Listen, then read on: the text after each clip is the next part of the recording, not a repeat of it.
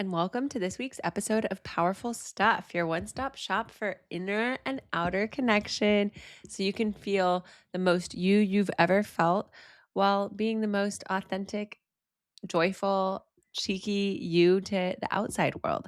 So it's been a minute. It's been like a month, dare I say. I know part of me, as you guys have heard in a few of the past episodes, has been giving myself permission after 2.5 years of recording every single week. We're talking pregnancy, marriage, being in the rainforest in Brazil. I gave myself permission to go at a different cadence. And finally, I got a new mic. I want to get this new studio set up and dialed, but we're out here, we're doing the thing, and that is a motherfucking win. So, all of that's to say, the topic for today, which I have lived, I try to only give you guys topics that I have lived because want to be authentic, is this idea of the comeback. Dun, dun, dun. So, and the myth of the comeback and how we can actually be more compassionate with ourselves of taking steps back and iterating and actually creating momentum from a place of slowness, possibility, and a winding journey versus like I need to come back and I need to be like better than ever. That kind of like grind, hustle, masculine energy around it. So I'm living this myself right now, you guys. Like the postpartum journey, I always joke that like in 20 years, I'm going to be like, I am 3,000 weeks postpartum. And like, because when I have a disagreement with Spencer, I'm always like, but I'm postpartum.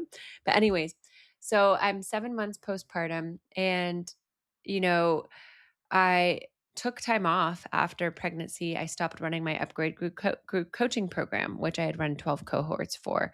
I had, stopped running my best morning ever experiences, which I had run for almost 3 years and kept going even when I was traveling in Latin America, having guest facilitators or doing some myself in like Tulum and Panama and Brazil.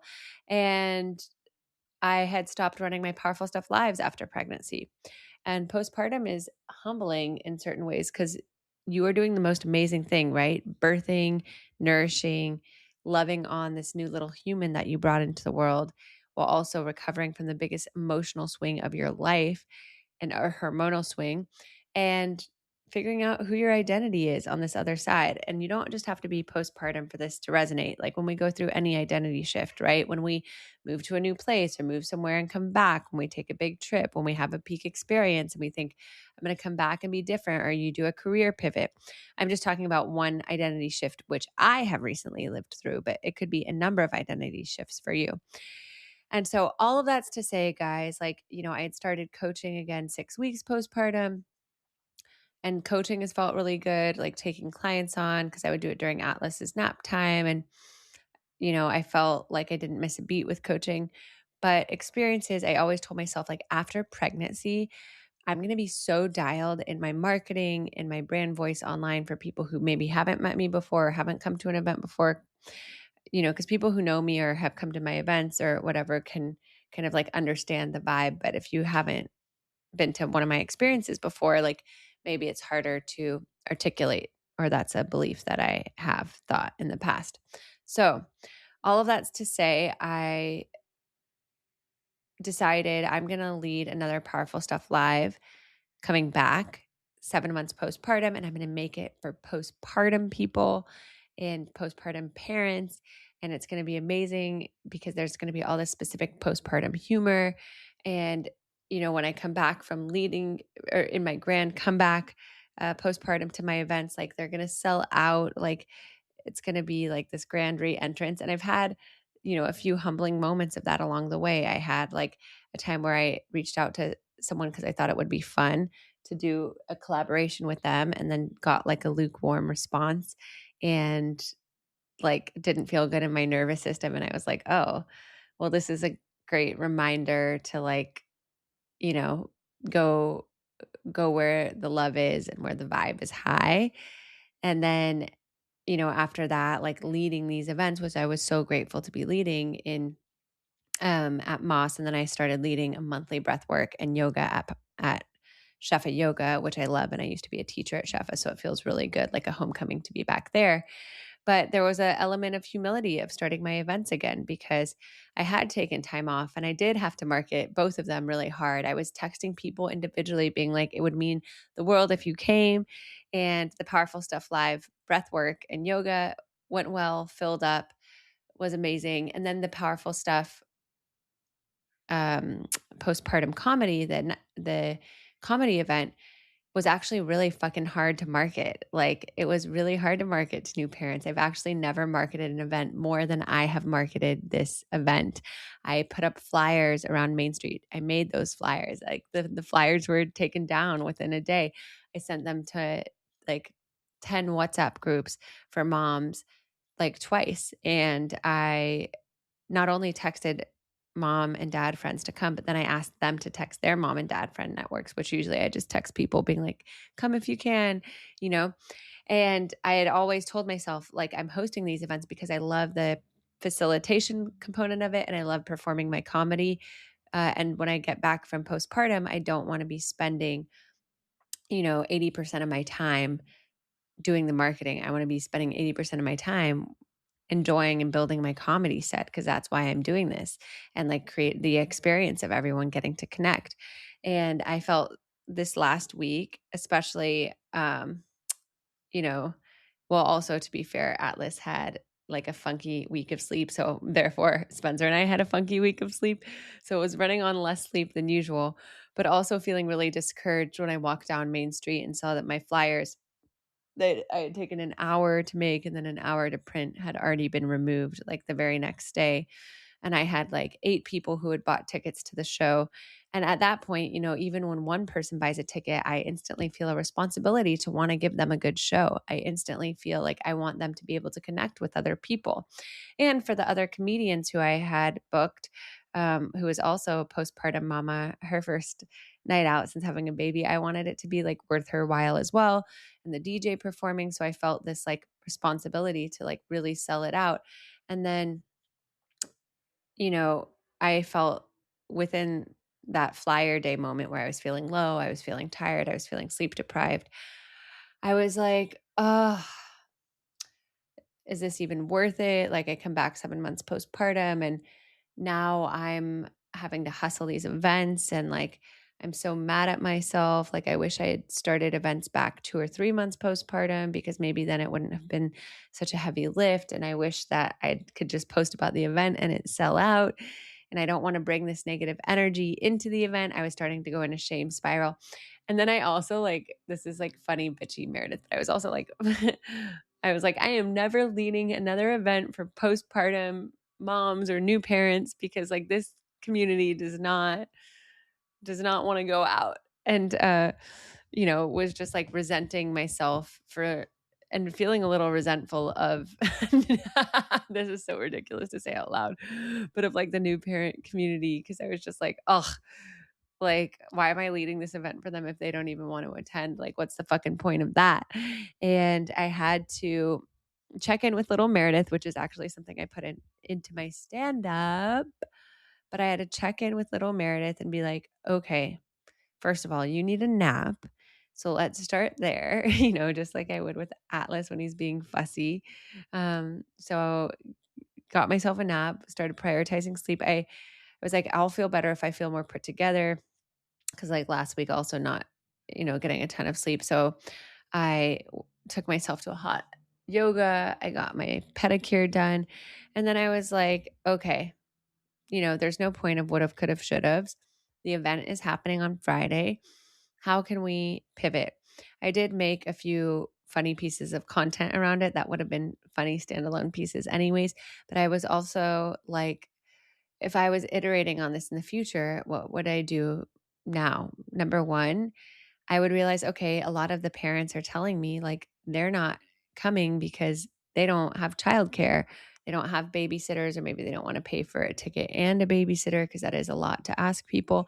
So I instantly took that information and I pivoted it and called it a mom's night out. I'm like, leave the baby with dad. This is a mom's night out. And I made a whole like meme dump around it of like, it's not a babysitter, it's his literal father. Or like, went out with the girlies, still checked the nan at 3 times. Like, hottest text I've ever gotten. He's asleep, as if like kind of related to like the mom leaving the baby with dad. And then I instantly was able to get a few more people. And shout out to the dads who still ended up coming. And then I was also just like thinking like, let me be in gratitude for who is showing up. Like, I can make the room super cozy. 8 people is still enough to like meet new people and expand your world. And I'm in the Yap challenge, the Jessie Jean Yap challenge, and for Instagram of like talking heads, like getting really good at talking on camera. And she reminds us, which is always a good reminder that I've told myself in the past, but life is a journey of remembering.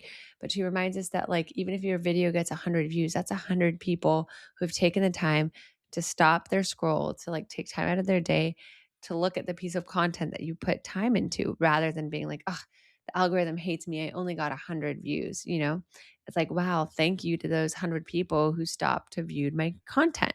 And then how can I continue to add value and grow from there? So I really switched into like, how can I thank these people, these 8 people, for showing up, for dedicating their Friday night to this experience, like for buying their ticket, for arranging whatever childcare they needed, for doing this instead of something else, especially if you are pregnant or postpartum. It could be instead of like getting a bedtime at 8 p.m., right? And how can I just be in so much gratitude to the people that are coming? So I literally, this is like so Meredith spiritual moment, but I literally went through my Luma list of all the people who had bought tickets, and I closed my eyes and I envisioned sending each of them a thank you and a Ho'oponopono, which is the ancient Hawaiian prayer of I love you, I'm sorry, please forgive me, thank you. Like, I love you, I'm sorry if I like discounted your presence. Please forgive me for that. Like, thank you. Thank you for showing up. Thank you for believing me. Thank you for coming and making this a great event. And in shifting that, I started to feel a little bit more ease of like, whoever comes, it's going to be perfect. We're going to arrange the room so it's nice and cozy, so it's nice and intimate. And I'm having someone professionally film this. So maybe it's even for the best that I feel like, connected in a room full of soul family who wants to show up, or friends of friends who've chosen to be there, that I can feel the most relaxed ever for my stand up. So then I gave myself a hard cutoff like 2 days before the event of like, I'm going to send out one more blast and then that's it. I'm done marketing. Whoever shows up, shows up. I'm in full trust. And I'm going to spend these next 2 days making my stand up the best ever for the people who fucking showed up. That's right. For the people who are actually there. And so then I went into like, let me enjoy the journey mode. And there was funny even within that, because I was enjoying doing it, but then I also had this funny moment with my husband, Spencer, where I was like wanting to workshop it with him. And then he was kind of like tired or just giving me quick feedback. And I'm like, no, I want this to be fun. And I almost got mad because I was like, this should be more fun for you. And then I'm like, okay, if I was to turn that thought around and replace Spencer's name with mine, it should be like, Meredith, like, because I was saying you should be having more fun, right, to Spencer, because I wanted to feel like I had a creative partner in it, because I did feel kind of like lonely around it and stressed out about it. And then I replaced his name with mine. Like, I should be having more fun. I get to have more fun. I don't want to force other people to have fun. The more fun I'm having, the more fun they're having. As the event planner, you are the energetic set point for others. So how can I have more fun while I'm planning this? And that shift really like had the aha moment, as we all are reminded of, right? Whether it's our wedding or our birthday party, the more fun you're having, the more fun everyone else around you is having. So then I just like kind of went balls to the wall with like what I was going to do for my stand up, how I was going to make it even more special for the people who are coming, and really focused on enjoyment of the experience. And the night of the experience, it was like super fun, even just arriving, seeing the other comedians, seeing a lot of the women that I've coached or besties who have been on the pregnancy or postpartum journey with me. I was like, oh my God, it had to be this exact group of people, like so many people formed new connections. It was like really intimate and cozy. It still looked like a full room the way we set up the room. Shout out to Moss. And, you know, because my vibe had shifted and I had taken the time to process, I did do like a little car scream and a little scream into a pillow, right? Like got my energy and emotions out before the event. And then the night of the event, it was amazing. And I'd also told little Meredith the night before the event, just as I would with Atlas, like, I'm proud of you. You're doing this event postpartum. It doesn't matter like what time, like if you thought you should have done it at 3 months or at 10 months, like you're doing it now. I'm proud of you. It doesn't need to be this like incredible comeback. It's like getting the wheels in motion, starting to like do a post mortem after a post-mortem of the postpartum of like what felt really good, what worked, what could you iterate on, but just from a place of curiosity and growth. And it's okay that it's baby steps, literally. Like it doesn't need to be this grand re-entrance, and you don't need to punish yourself being like, oh, see, failure for postpartum, like didn't re-enter the way I wanted to, didn't make a big enough splash the way I wanted to. And just taking some of that pressure off of myself of like, I'm and reminding myself, like, if this were Atlas, I'd be like, I'm proud of you for doing it. Like, you had a lot going on. You just grew a human. You're just figuring out like this postpartum identity and you're doing it and you're memorializing it in a video and you're giving so much gratitude to the people who came. So that's kind of what I did, guys. And it felt really good after. It was like a sigh of relief. And I think moving forward, what I'm taking with it is like, uh, taking the pressure off, almost like underselling over deliver, like dream big, but then also how can you take the pressure off yourself to just do something that feels good where you're not attached to outcome of like how many people show up, but you know it's going to be an incredible time anyways. And I feel like postpartum has just been a journey of these rememberings for myself. So to tie it back together for you, it's like, what is the thing that maybe you're gripping too tightly to like the outcome or the KPIs right now? And how do you actually want to feel at the end of that event? Do you want to feel relaxed, connected? And how can you start to feel that right now? So, what outcomes do you need to release, or what expectations of yourself can you loosen so you can start to feel that energy right now? Because when you start to feel it and you're moving and grooving, everyone else will feel it too. And I think that was like afterward, I actually found myself having so much more energy and ideas for what I want to create next from this momentum because I was able to be a little bit more kind with myself during and after. Yes, it took me like a week of banging my head against the wall, screaming into the pillow, doing the car screams. You know, it's not to discount the frustration that arose, but I'm proud of myself that I let myself move through it. I let myself experience it, and then I let myself come back to play. And the funny, ironic thing is within the postpartum stand up, it was like all about giving little Meredith the grace and compassion that I give little Atlas. And it was like the journey to the stand up was the final or deepest reminder of that. So, just a quick 1 minute meditation today. So, just closing your eyes, taking a deep breath in, breathing in any tenseness you feel around an upcoming event you're placing a lot of expectation on. And as you exhale, releasing that expectation, that tenseness, like you're having a colonic and just letting it all out, turning into fertilizer, into earth. Breathing in a feeling of how you want to feel on the other side of this experience. Is it connected? Is it joyful? Is it playful? Breathing it in. And as you exhale, feeling that feeling disseminate through your entire body, awakening your cells. And then third and deepest breath in, breathing in that connection to the you on the other side of this experience, seeing them in your mind's eye. And as you hold your breath, just asking them, what is one mantra or one reminder you can stay centered in as you move into this event or into this experience? Trusting whatever they say, thanking them. And then as you exhale, feeling that wisdom rush down your body from your toes to your nose, reverberating through your entire system. Take another inhale as you slowly come back into this room, come back into this space. Thank you guys for being on this journey with me. Thank you. Shout out to everyone who fucking came to the post party this weekend. I'm going to put it up as another podcast episode so everyone who wasn't there can listen. And yeah, let this be a journey, whatever identity shift you're on, whatever event that you're experiencing in the future or that you're working up to. Let it be a reminder that it doesn't have to be so serious, doesn't have to be so heavy. How can you grow from it and how can you have the most fun? And that is the biggest success. I will see you guys soon for more powerful stuff.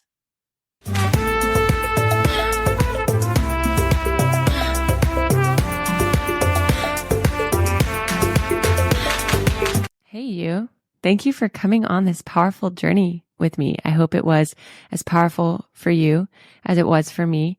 And if it was, it would mean the world to me if you rate, review, and subscribe to Powerful Stuff so I can keep bringing you the goods. We can keep going on this transformative journey together. And if there's powerful stuff that you want to share with me, with the Powerful Stuff community, tag us on Instagram at That's Powerful Stuff or the Meredith Baker. And I look forward to seeing you next week for more powerful stuff.